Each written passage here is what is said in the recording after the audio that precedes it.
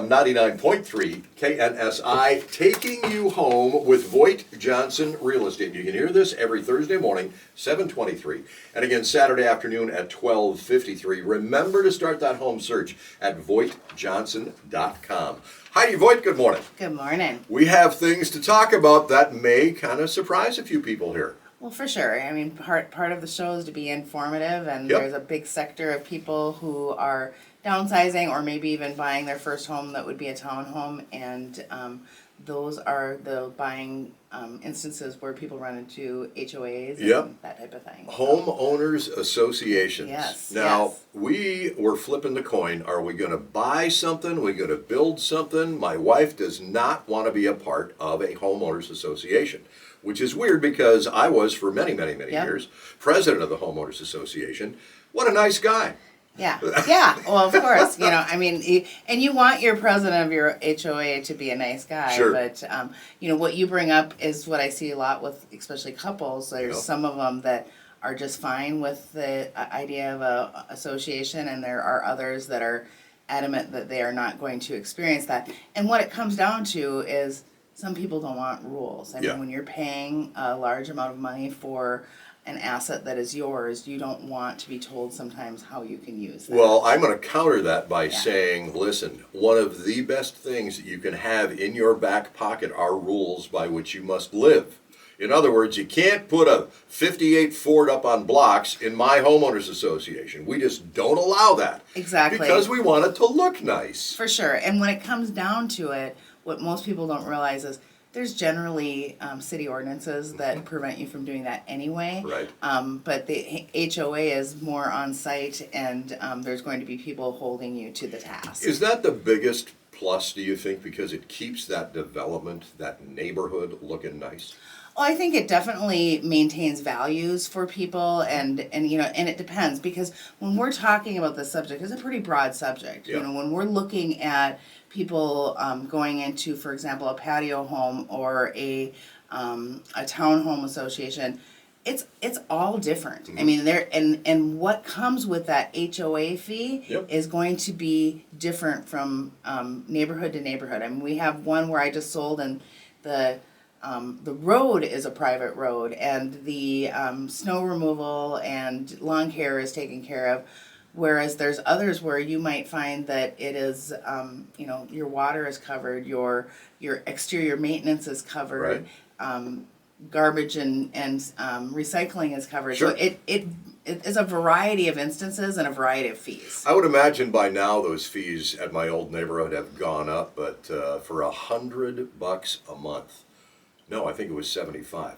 It was your snow removal, your garbage, and insurance from the outside exterior into the sheetrock. Okay? Yeah. So when you have a windstorm or something that goes on, oh, that's a kettle of fish that gets opened up when it's time for repairs. Yes, well, and you bring up one of the most interesting concepts that there are out there that really need to be explained, is that when you have that insurance that is covered for those exterior, because you have common walls generally. Right.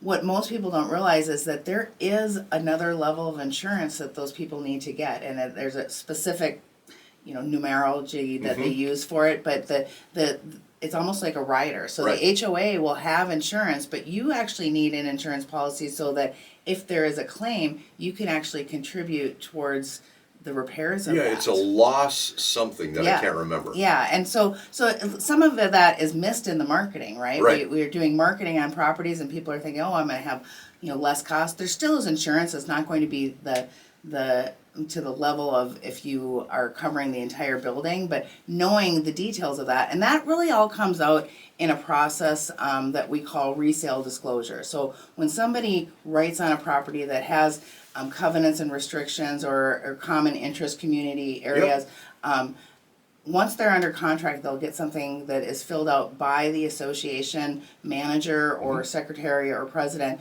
and it's called a resale disclosure. And what should come along with that would be all the financials for that association, the most recent and all-inclusive bylaws and rules and restrictions. Oh, it's a thick book, trust me. It is, and then also just things like, hey, we're planning on doing the roof, and that's Yeah. going to be an assessment, and we anticipate next year everybody's going to have to pay an additional $600.